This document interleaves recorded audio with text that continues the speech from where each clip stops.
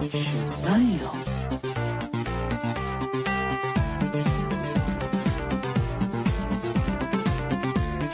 Smile.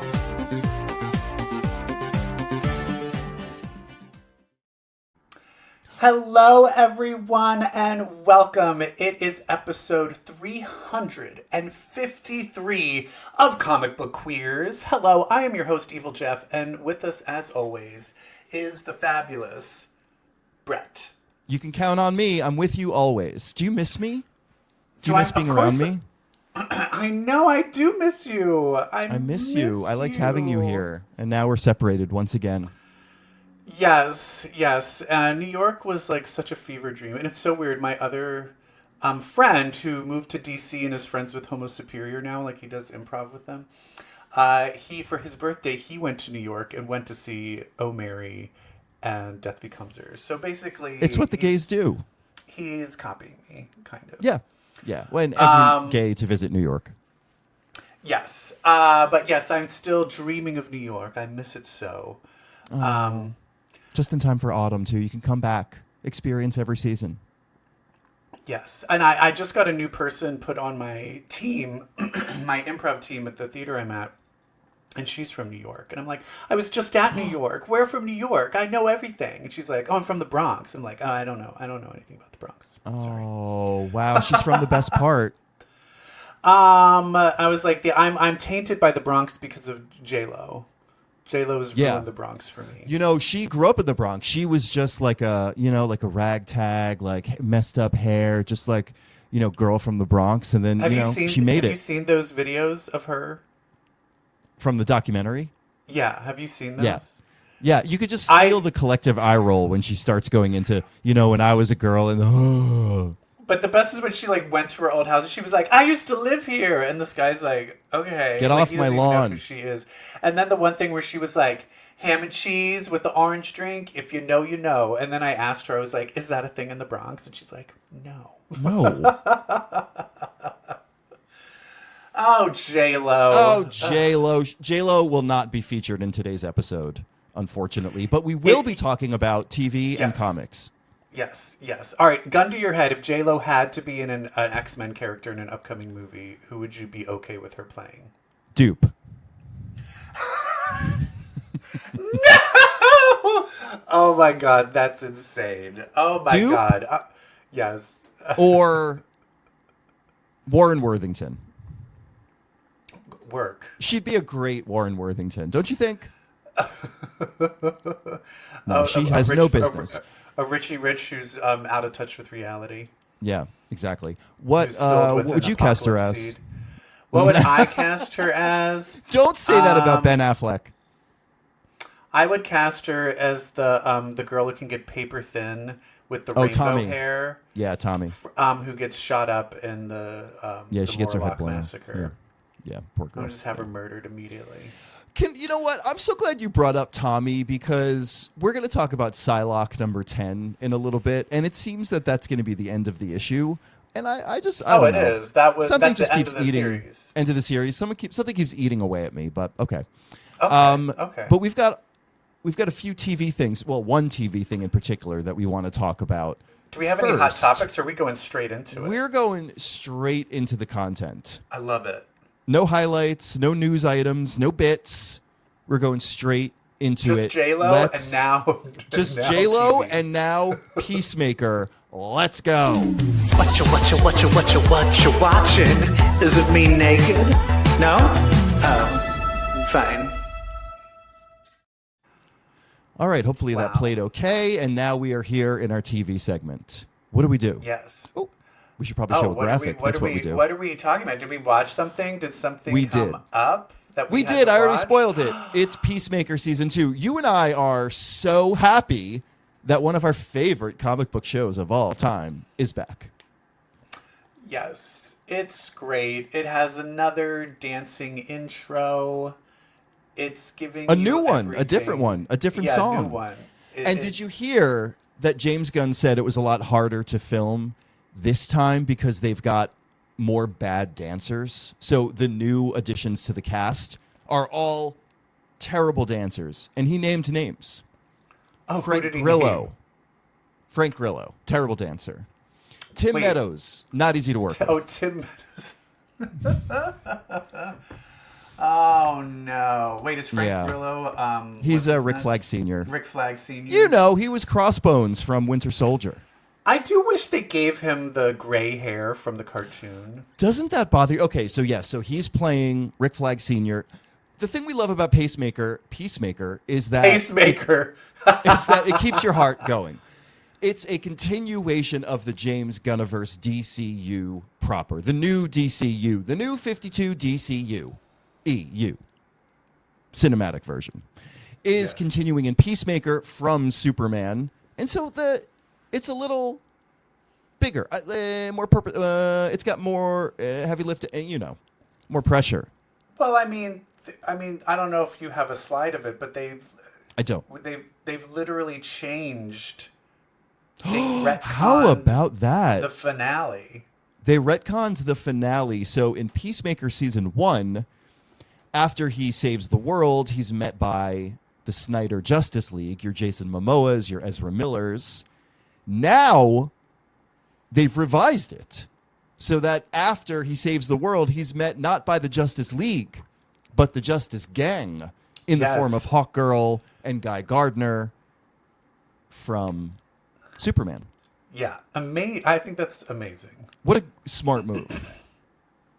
Because that's very DC Comics, Like, it's very, like, Superboy punched a hole through time, and it sent a ripple, and all of a sudden that moment turned into different people. Very Yeah. DC. Yeah. So we love it.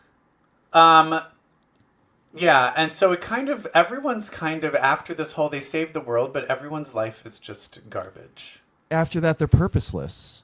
Yeah. They're languishing through life.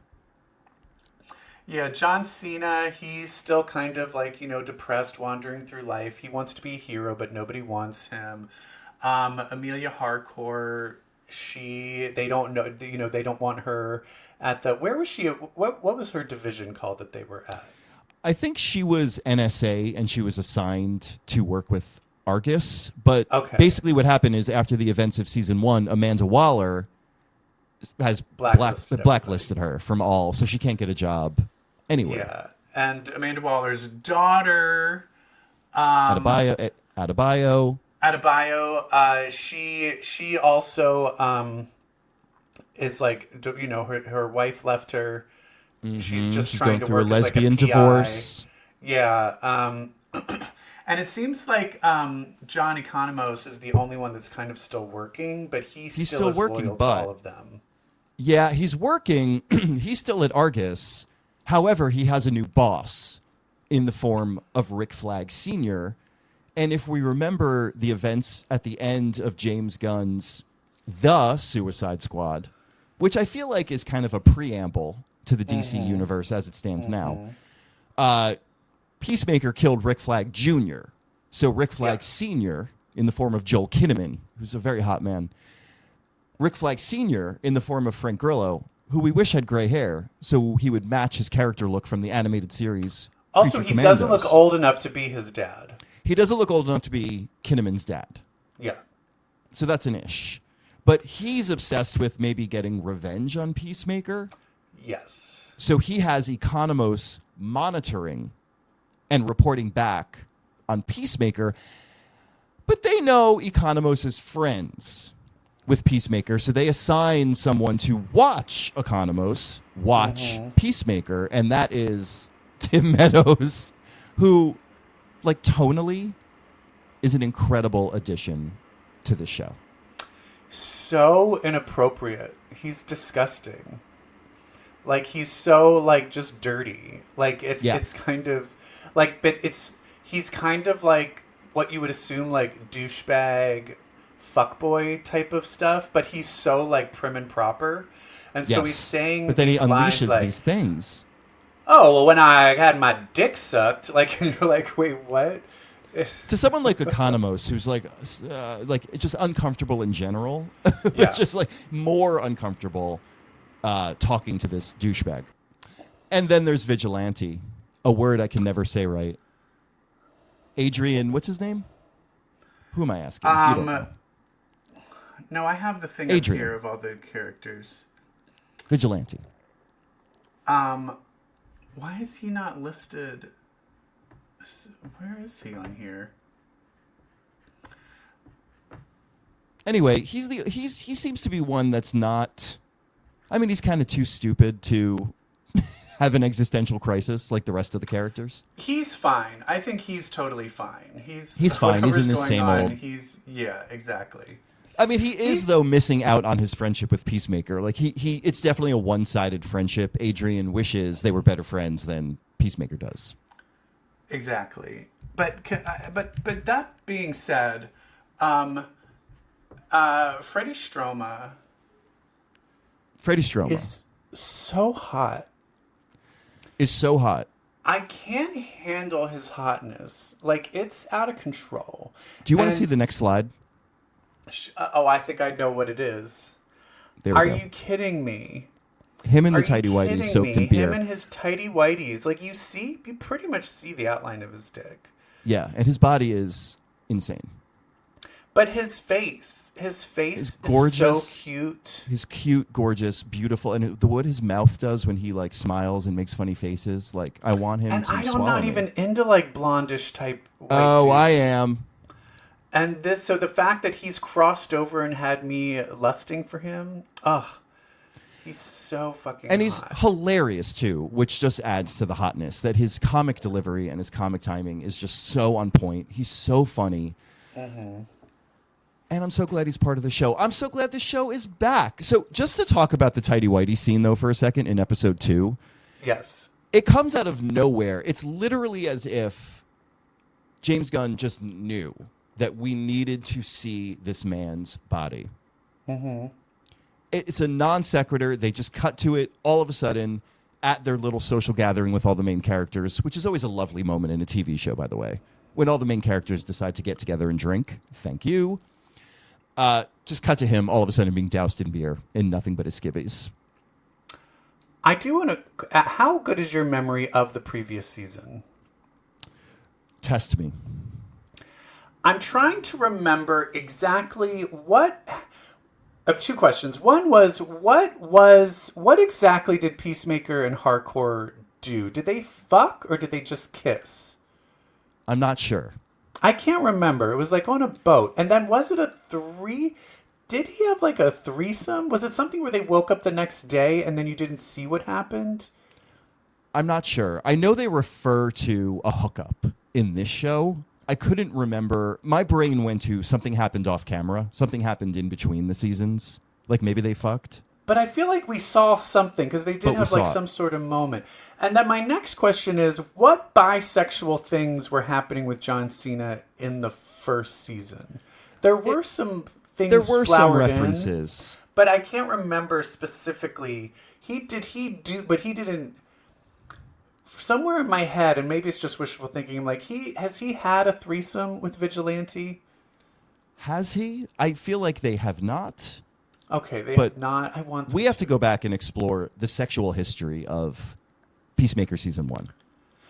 Because they double the fuck down on him being bisexual in this season in a way. The way he started out as this kind of right-wing, anti-woke character who's now this kind of like bisexual guy that just wants to be a hero is such like, it's a kind of just such an in-your-face to like incels and stuff. Uh-huh. Like, I'm just like so here for it. And just the different lines, like there's one where they called him like, "Oh, is your superpower sucking dick?" And later on, he's like, "That's not. They're mocking as me. if That's an a fucking insult." compliment." Yeah. You're like, I just love that shit.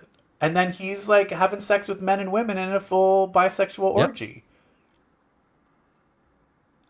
It's incredible. Hot. Oh, I do want to go to that scene where he interviews to be part of the Justice Gang, and we once again see Guy Gardner and Hawkgirl and a character that we saw for a hot second in Superman, played by James Gunn's brother Sean, who was played by Pedro Pascal in Wonder Woman 2, Maxwell Lord. Yeah.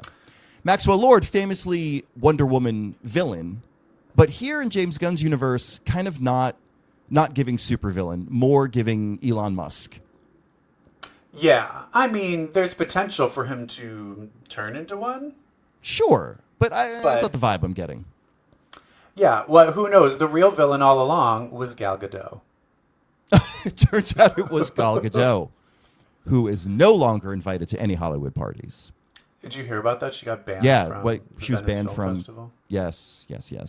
Yeah, not very Wonder Womanly. Kal-El, no, I need to No. go to the premiere. Please let me go to the premiere. Give me the stone. Give me the stone. Oh, God. I don't believe in war fights. I do love, I just kind of loved, like, the comedy, the pathos, the action. It's very... I watched, like, some YouTube channel, like, it's one of those, like, essayists, and he was kind of talking about he was honestly comparing the Pirates of the Caribbean franchise to the MCU, and was talking about how the first three Pirates of the Caribbean movie, the comedy was kind of written into the action, where the MCU, the action is usually done by a different direction team, like it's like Unit 2 usually, and so the action is one thing, and then the comedy is when they're just sitting there talking. And I was like, oh, you know what, I never realized that, where okay, now I'm saying Pacemaker. Let's just say Peacemaker. The comedy is filtered through everything, so there's action scenes that are played as, like, the Eagle fight scene where Eagly fights the big Tim flagship Meadows' scene team. of season 2, of episode 2. Yeah. And just where Tim Meadows gives everyone, like, offensive code names. He's like, all right, titties. Not titties. Like, your titties. What was... He calls the one female on the team titties. Titties. He's awful. He's so crazy. And then they all just get killed by, like, or injured by Eagly. And it's so... it is very violent, but also very funny. I also like, but then the thing we haven't talked about is that little weird pocket universe that his dad had, where he had all of the helmets, has connections to other universes, and he ends up meeting another universe where where Peacemaker's brother is alive, and his dad doesn't seem like a racist, and Emilia Harcourt isn't a hero and just his girlfriend. Yeah. And then he accidentally kills that Peacemaker. And so of course, he's going to fucking take over that world. And it's going to be that thing of like, oh wait, but the world that's not my world is actually, I like it better. But I do think there's going to be a twist, right? I think there's going to be a twist that it's actually not as good. Oh, his dad is absolutely going to be a horrible villain. Even though he thinks they're going to be awful. They're going to be like Nazis posing as heroes. Gee, I wonder what that reminds me of. The thing that I love about this, though, is, and just, I knew this was going to happen. I'm just going to be drinking the James Gunn Kool-Aid and be like, the MC what? This is an effective use of multiverse shit. This is doing better multiverse stuff than Marvel has done to date. Why? Because it's about possibilities. It's about what might have been. It's about comparing yourself to the other versions of yourself. It is about losing yourself in this reality, which you think is a fix to everything that is going wrong in yours. That's the kind of shit that we should be. It is the human side of a multiverse story, which is something we have been denied from the MCU for years now. I have a question for you, and this is going to be deep. Would you fuck yourself? No, I don't think I would. I'm not really into my type. Same, and I think there is a line in Peacemaker. He's like, you don't know what it's like to look into your own eyes. It's creepy. Yeah. But the question I have is, this also reminds me a little bit of Everything Everywhere All at Once, where you're analyzing the different versions of yourself. And in Everything Everywhere at Once, it's like, oh, this is the worst version of yourself. And I think Peacemaker kind of feels like, oh, I'm in the worst version of myself. What version do you think you're in the multiverse? The one that not just the world, but yourself. I'm like, if you were to line up all the Bretts, like, I'd be somewhere in the middle. You think you're somewhere in the middle? Okay. Yeah, like I think I'm doing all right. There is like an Oscar-winning Brett Manis out there somewhere. There is a Right. Toast to Broadway Brett Manis out there somewhere. There is Right. a alcoholic loser in the streets filled with disease Brett Manis out there somewhere. So we're doing okay. Okay, yeah, I guess I'm in the middle too. Yeah. Yeah, maybe a little above average. Sure. I think you're basically doing the best I you want more possibly money. can, actually. I feel like I'm going to be like, I'm going to count how many of these other multiverse people are rich. Right. And then It's the end, all by no, net what if worth. and then I'm going to have a thing to be like, you're the richest of all of your virgins. Whoa! Oh, this is the best. Hey, one thing Anyway. about Eagly. What about One thing Eagly? about Eagly, and this is just like James Gunn is a good storyteller. After Eagly murders all those people, Eagly has a tender moment with Chris where they're like cuddled up, and Eagly is kind of consoling Chris in a very rock bottom moment. And Chris has no idea that Eagly just murdered soldiers. Yeah, he's like touching his face, and I'm like, he has eyeball breath. He has He eyeball literally blood. ate Eyeball an breath. eyeball. But that's just good. Like, that's good dramatic irony. Like, the audience knowing something that a character on screen does not. It's just good devices. Yeah. Ah. It's such a good show, and I'm just so happy. I feel like there is kind of a dearth in TV right now, so it's just what I need. I agree. I do think that we're going to find out the Earth 2 Is bad. dad, Peacemaker dad, is bad. I also think our Amelia Harcourt is on a superhero journey. I think this is going to end with Amelia being a costumed crime fighter. Fun. I do like that in the opening dance sequence, you see both versions of her as in the dance sequence. Yes. You also see like two vigilantes too. You see the costumed one, and you see Freddie Stroma. Yeah. Yeah, there's one where they're kind of out of because even Peacemaker's out of costume at a certain point. Yeah. I will say also, what is it? Is it like Frogman? Who's the little tiny Judo master. judo master? Close on Frogman though. So far away. He's in green. He's tiny and he's green. So I'm like Frogman, the one that looks like Sure. a frog.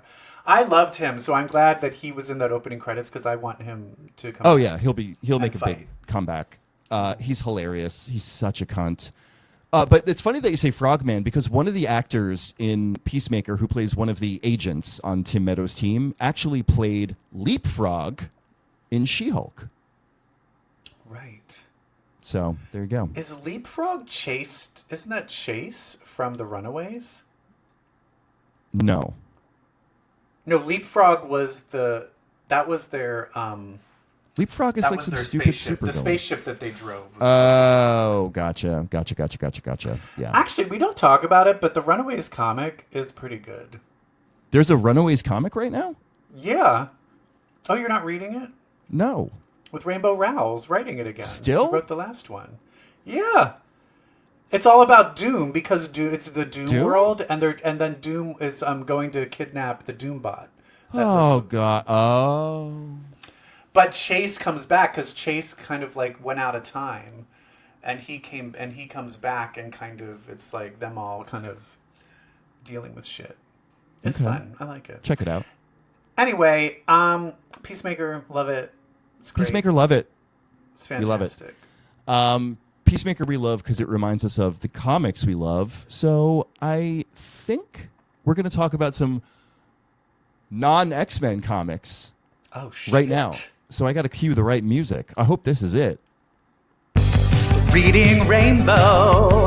What you reading? Is it porn? Oh, no, it's comics. That makes sense because of the show. Okay. So, despite the fact that I still have a Peacemaker slide up, and let's just look at Freddie Stroma one more time. So It sucks fucking because this hot. was a GIF, and I wish it was moving. It's not moving. Yeah. No, you really see the outline of his wiener. There's You no really like do see padding his or dickhead. anything. Yeah. That's great. It's great. I'd love You also to see see that close. Peacemaker's. You see John Cena's butt a few times too. John Cena's body.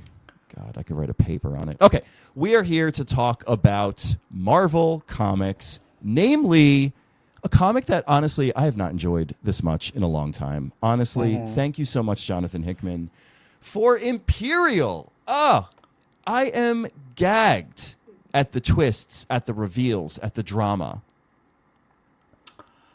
All right, so Imperial, where we left off is, you know what, So we've everyone got issue thinks, 3. Yeah, everyone thought that the Wakandans were behind all the assassinating assassinations, everyone, but yes. it looks like they're being set up. So we kind of have like Star-Lord and Shuri are kind of in one world. And Nova. There eventually will be Xandra and Xavier and Lilandra in another world. We have Wiccan and Hulkling off in their own world. We have the Black Panther in his world. We have the Well, the Black Panther is his world is being attacked by all the other worlds because they think that he is responsible for the assassinations of the galactic leaders, and he's like, I didn't do shit. I don't know what you're talking about. And it does seem like there's multiple things at play. There's the Skrulls are doing an uprising. The Skrulls, and then there's the Imperial Guard. The Imperial Guard from the Shi'ars are, because I didn't realize that where it was like, there's ones that are born with powers, and then there's ones that are like made and given powers, and they're like at a lesser thing. I didn't know any of that. What is it? It's the Shi'ar Hobgoblins, I think they're called, that are the ones. Yeah, something like that. Is rebelling? that a thing that Hickman made up, or is that always a thing? I have no idea. Anyway, but it also turns out that it looks like what's so his name? Jeff Goldblum. somebody machinations. Yes, the Grandmaster. The Grandmaster, who we assumed was behind all this, but we did not know who he was talking to in some of the conversations that had been alluded to, and it turns out it's Maximus the Mad from the Inhumans, which I was like, oh, okay, that's fun. But then we peeled back yet another layer. Why Maximus the Mad was even involved.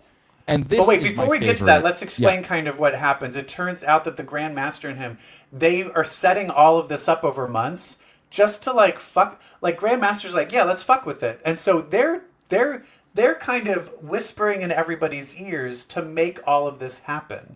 All these and little then at rebellions. the very end, Maximus is like, great, now you did it, and now let's take over some power. And he's Our like, no, I'm friendly done. wager is done. Yeah, Right. he's like, I'm done. I'm going to put it all back. We did it. Yeah. But this was the crazy thing, is This. Black Bolt shows up. Yep. Does he kill him? Is he dead? I don't know if you can kill the Grandmaster, but Yeah. I mean, he fucks him up. Yeah, and basically is like, okay, Black Bolt, I did it for you. Time to take over space. And I'm like, wait, also, since when have they been on the same side? Thank you. So this whole thing is a heel turn by the Inhumans. This whole thing is a heel turn by Are the Black Inhumans Bolt. now just all bad guys? I would fucking love it. It turned like Black Bolt just wants a kingdom, it seems, wants an empire. They feel they are deserved. And so they're taking it all. Which I'm like, I kind of fucking love this because right? Like the Inhumans were like, oh, did you think we were? No. We're badass. Yeah. Well, it's also like, hey, remember when we couldn't get the X-Men, so now the Inhumans are going to be it? And then it's like, wait, we do have the X-Men. Remember Bye, you hated Inhumans. that? Yeah. So then Hickman was like, okay, well, let's make them villains. Great. Hickman is so good as like, what if we just did this? What if we just leaned into this aspect of this group and made them do this? Yeah, Black Bolt's so yes. sick of being treated like shit and a second-class citizen, and his people, no one gives a fuck. How about if he does a full heel turn? That's the thing that Hickman's so I'm good about here for it. is it's a surprise, but it's also believable. Like, I believe it. It makes sense. It's a surprise, but it makes sense. Yeah. Fantastic work. And now all the offshoot books are happening. We've got Imperial War Black Panther. We have Imperial War Planet She-Hulk. Yeah, Black Panther feels very connected to what's going on because it's Black Panther trying to like find his sister and try to figure out like how to clear his name. Planet She-Hulk, that is like... It was a side quest, yeah. But it's also so tonally different. Yeah, not I don't aligned. know if I liked it. Yeah. Having the fourth wall break She-Hulk in the Imperial comics, I don't know if that worked for me. Yeah. I mean, I do like the situation that, like, Bruce was like, listen, I need you to rule Sakaar, Scar, whatever it's called, while I'm gone, I'll be back in 5 minutes. And she's like, okay, 5 minutes. And he's like, 5 minutes. And then an hour goes by. She's like, fuck. Yeah, It's and not then he's coming just back. like not coming back, and she's like, great. So I like that, yeah. But it was weird to I- have this like comedic murder mystery in the middle. But it's a comedic murder mystery. In the end, she's like, oh, they all did it. And then very Murder on the Orient Express, to spoil Yeah, that. but also the fact that it was like he was beaten and hung and poisoned and stabbed, and you're like, oh, they all did it. And then it's like we all did it. So I was like, okay. Yeah, And then it's still coming a they mile were away. like, okay, so you're under arrest. Oh, it's legal what they did. Oh, okay, so never mind. And Okay, I'm like, so why what did are we I read doing? this? Why did I read this? Yeah, But for me, the tonal shift of it, yeah. I don't know if we need like a funny comic side of this Imperial story. Because the thing that works about Imperial is it's a thriller. Yeah, It's not comedic. Yeah, it's kind of like if Severance was like, Had like a jokey episode starring Zach Cherry. or no, just like a little side, like, oh, and now watch this little side story that's like a full like sitcom-esque. That's like full slapstick. Yeah, yeah, it just Yeah. wouldn't work. yeah.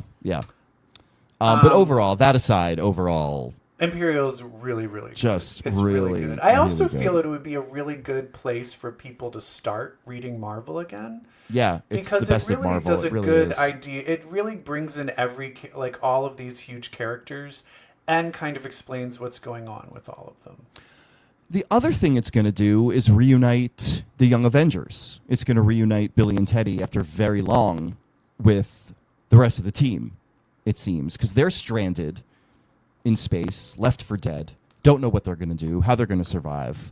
And then Billy remembers he's got kind of a communicator on him was that, with America Chavez's America logo on Chavez. it. I almost said America Yeah. Ferrera.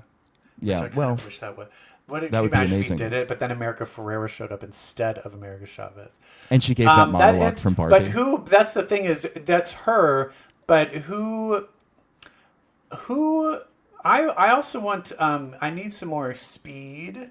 Speed needs to come back, especially because of Vision Quest. Have you seen those rumors of who might be playing? Yeah. Speed. Yeah, Is that I don't know true, his or name. is that still? I don't either, but I just saw pictures of him. I But think feel he's like in. because he's coming, let's bring Speed, the twin brother. Let's bring Hawkeye. Yeah, we need Kate Bishop. We need That's Kate mine. Bishop. Yeah. America Chavez. Who else? And Ms. do we Marvel. want? And Ms. Marvel. Yes, love it. Love that. Love that. Love that for them. So excited for that. Excited for Xavier and Lilandra in Exiles. Excited for Billy and Teddy. Excited for where this Inhumans Black Bolt stuff is going. Make him a villain. You remember? I think a lot of people are like, "Oh no, Marvel's doing their space crap again." But this is like, and Hickman's like, Their "No, make it space good." crap. But no, I think a lot of people are like, don't like all the space stuff in Yeah, the Marvel yeah. universe. Yeah, sure. They like their Other than Spideys. other than like Guardians of the Galaxy, I think people kind of roll their eyes like, oh, the Shi'ar and the Skrulls again. Boo. But Hickman's like, hand me, hold my beer. Yeah, give it I'll to me. make it great. I'll space it up for you. What about some X-Men? right. Do we want to talk about that? Some X-Men. We sure do. Play that X music. Okay. It's mutants with powers, Omega for hours. Bitch, let's read some X-Men. Ooh, We've got a few weeks of X-Men books to catch up on. I don't know if we're going to hit all of them. I'm sure we forgot a few. But we're going to hit a lot of them. And we're going to start with Psylocke number 10. Oh. And last issue. Last issue of the series. Huh. It's done. It's done, which I liked this one. Yeah, this is one that it could have kept going because it actually was well written and had good character arcs and was fun. Yeah. Unlike a certain other solo series that we will be Which- talking about later. Which are going to keep going because they just got a new creative team. And we'll talk about that in a little bit. Well, maybe that's hopefully Maybe we'll fix that's... some things. well, yeah. But But basically, Psylocke. Yeah. Psylocke. I don't know what to really say about it. It's just kind of the conclusion of it with her old friend, and and she's kind of been taken over by that kind of demon character, and she's like a white-haired Psylocke. But basically, the demon is like, I'm here to I'm here to avenge all like children and innocent people that have been murdered. and you're a bad person. And she's like, yeah, but like my friend here, she's going to murder a whole bunch of other people. And she was like, oh yeah, you're right. She's like, oh yeah, And so no, she is kind of worse. Yeah. And so she kind of weighs her options, and then Psylocke's able to be freed.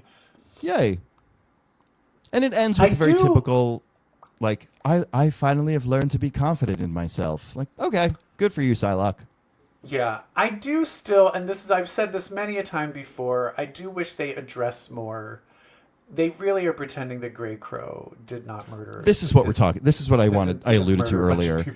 Like, it's really, when you brought up Tommy, I was like, yeah, Grey Crow. Like, because Grey Crow's the one that shot her in the head. Yeah. And so many others. And it's like, you never really quite... And not just that, but children. Like, literal children. Like, straight up murder and shoot them up. Yeah, like you shouldn't be in this loving relationship with this wonderful woman. I'm sorry. Or you have to like full on address it. I think people are like, oh yeah, he used to be a bad guy. But it's like, people don't realize the Marauders are the worst of the worst bad guys. They were the worst of the worst. Yeah. It's one thing if you're like, I want ultimate power and I'll stop at nothing and I'll kill soldiers. It's like, no, they were just... they were genociding. Yeah. With him in particular. Yeah. I think he did get a comeuppance during the Krakoa era. There was a scene where Morlock showed up and beat the shit out of him. Yeah, but I think it's still... I don't know. It's still not... And I do like the character now. That's the sad thing is I do like the character and I like their relationship. But what would make me like him more is if he decided that he needed to pay for what he did. Yes. So, but that being said, this is great. I know. Really I just really wish we had one more arc, and it was about that. It was about Psylocke and him having to face that. They've done a lot of bad things. Yeah. He's like robbing banks for his income now. I'm like, this guy gets away with quite a lot. Everybody. Yeah. Mm-hmm. But I do like that we're building up this kind of history of Conan and not Betsy Braddock. And not Betsy. That, it's like, this is her story. Yes. Which I like. I do want more Betsy Braddock, though, too. I wish. And you're not going to get it in Emma Frost's White Queen. Wait, however. Before we get into Emma Frost, can I just throw one last thing about Betsy Braddock? Yeah.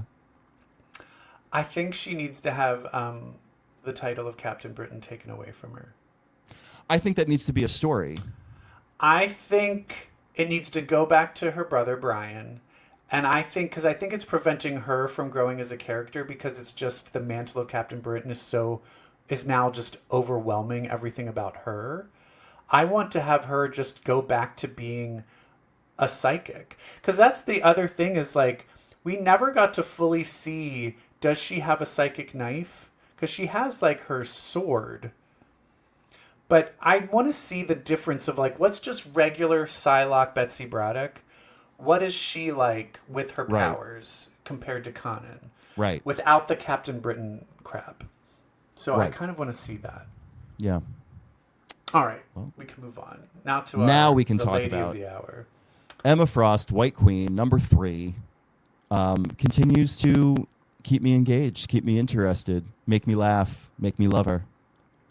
I do like it. It's fun. However, it is still like, well, she stays part of the Hellfire Club. So I know that's the only thing is the stakes aren't crazy high because we know that like she's going to be back in.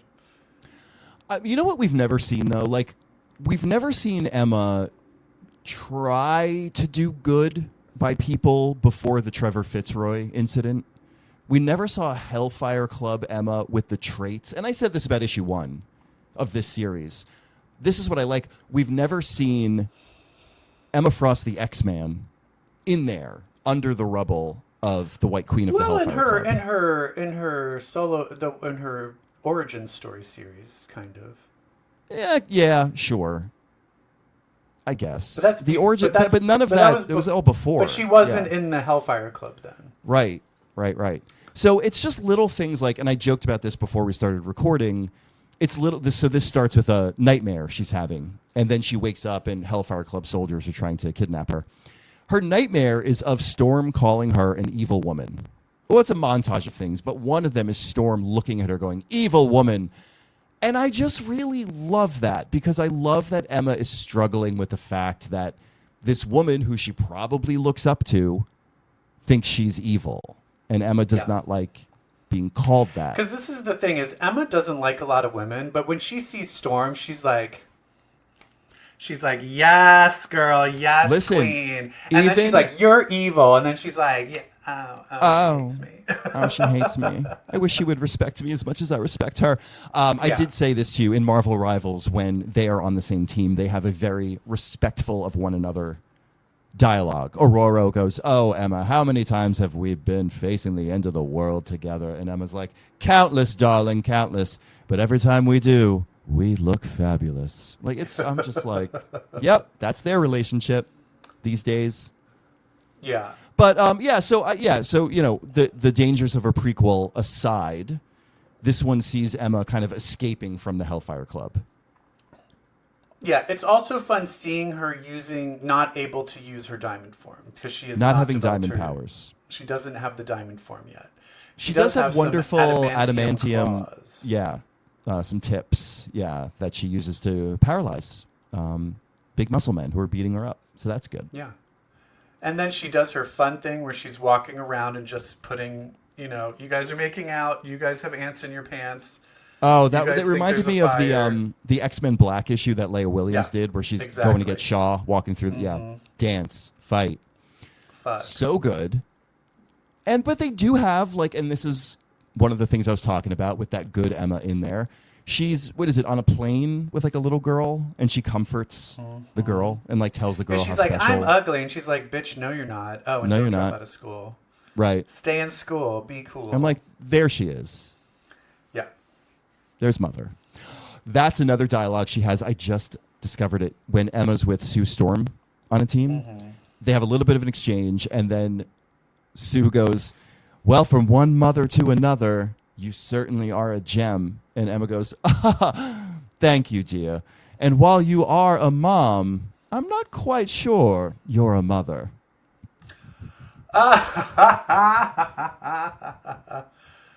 Shade. The shade of it all. But yeah, so I wish this was an ongoing series, but it's probably not. Yeah. No. Make this an ongoing series, right? And then end it at the Trevor Fitzroy incident. Yeah.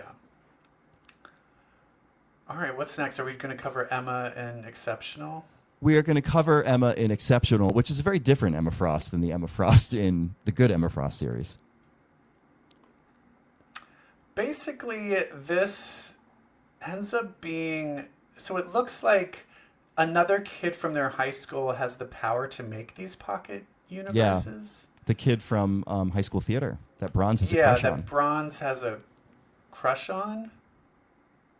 Is it Bronze that has the crush? Yep. Okay. Anyway, and they basically go off, and for some reason I didn't really fully buy where they were like, we can't mess up the time continuum. So yeah, Emma was like, well, Bobby and I can't go because we're so important to Kitty's life. If we interact with her at the wrong time, it can screw everything up. But she doesn't know who the fuck you kids are. Sure. Okay. So I was like, all right, I'll just go along with that. And then, so they go back in time and then they meet.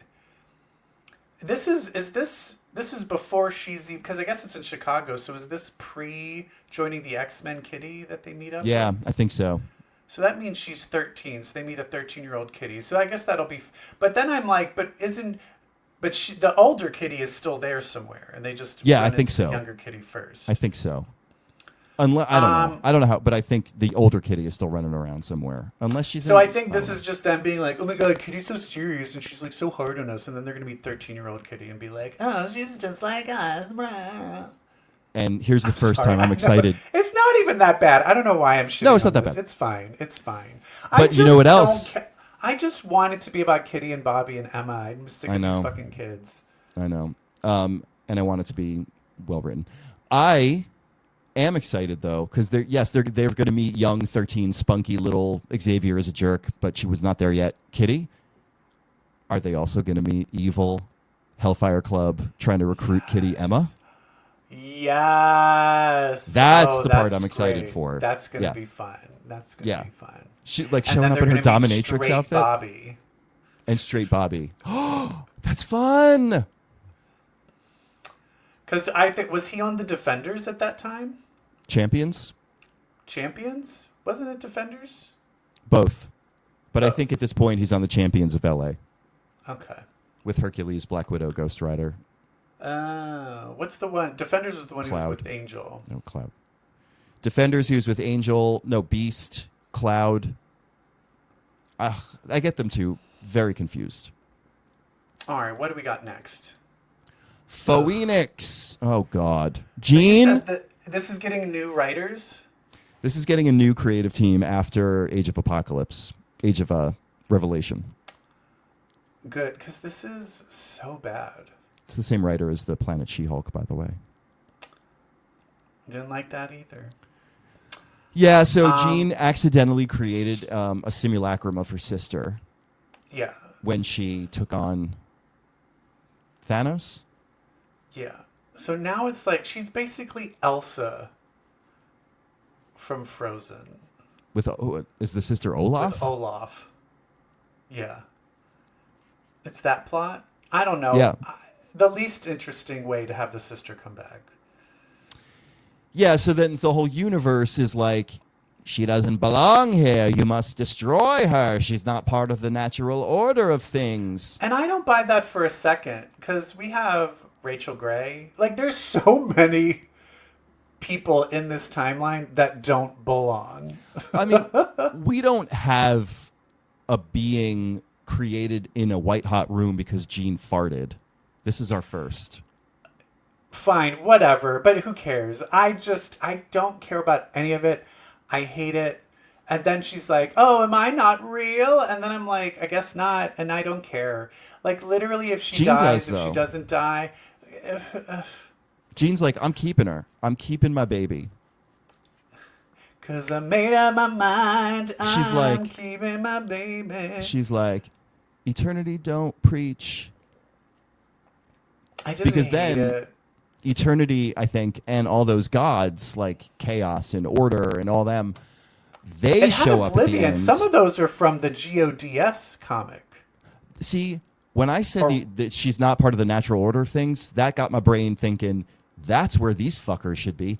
The gods fuckers, like Wynn and them, they should be in this book.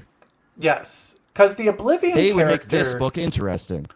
It's drawn like the character from Gods, and I don't know, did he pull... Is that character has always been in the Marvel Universe, or did they invent it Oblivion? in that comic? Yeah. Yeah, always. But is that what he always looked like? No, they always look different. Like, even them showing up in those humanoid forms at the end, like, they all look because he different. looks like the way it looked in that comic. So, yeah. But yeah, I do feel like those natural order people, they 100% should show up. And that actually might make this interesting. But now... The fundamental forces of the universe show up to tell Jean, like, you're going to put Sarah back. And then Jean is like, the fuck I will. And she calls upon, this will be a cute next issue. Jean calls upon all the wielders of the Phoenix Force to show up. She pulls them out of the white hot room, including Hope. Who, when did she have it? When did she have it? When did she have the Phoenix Force? Oh, I don't know. She always kind of did. Did she? Because didn't the Phoenix 5 take it instead of her? Yeah, but she's always has a connection to it. She's wielded it. And then speaking of that, where was the Phoenix 5?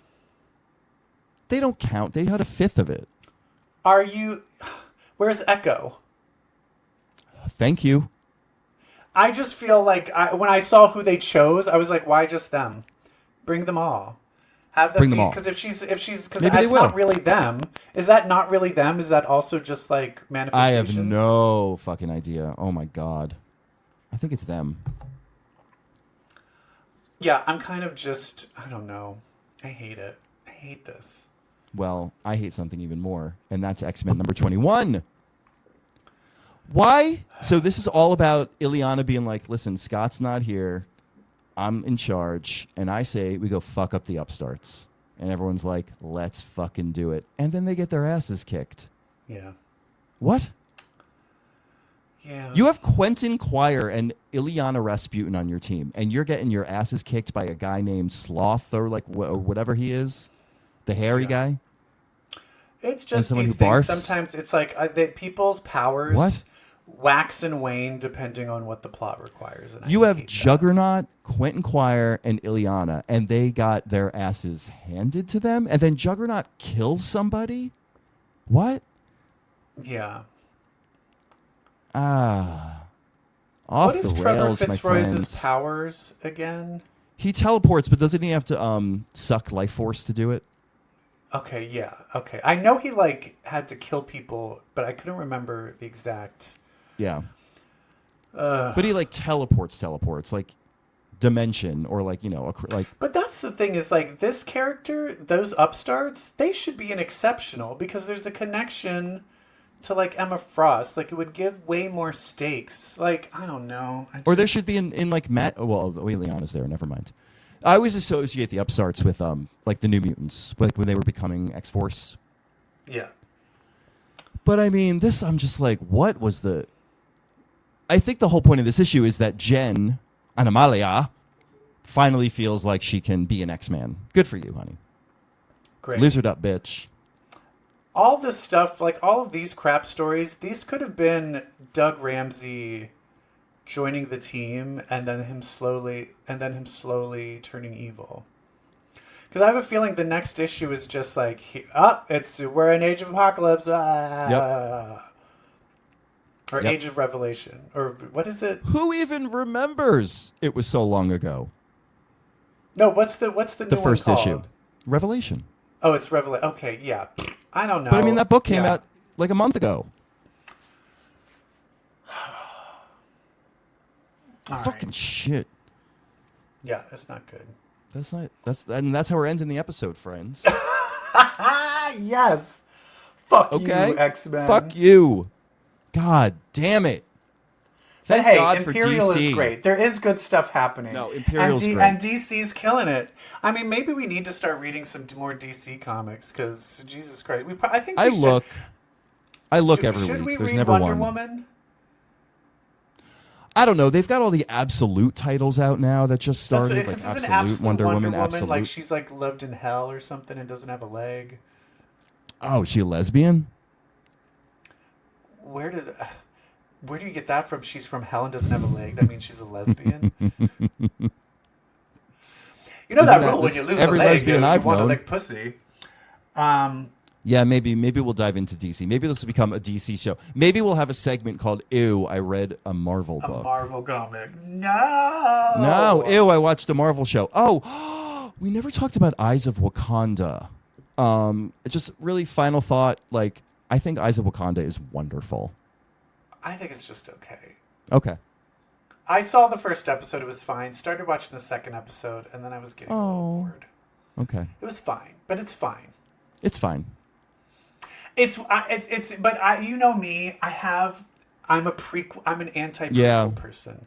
So anything where it's like this has happened before, I'm like, I don't care. I will say, don't like, care. in terms of the technology they had for the year that it is, like Eyes of Wakanda, like a lot of it takes place in like the BC era or like 1400 AD, and they're whipping out some tech that you're like, oh, you were like advanced. Like you had like computers in BC. Yeah. BC. Okay. Yeah.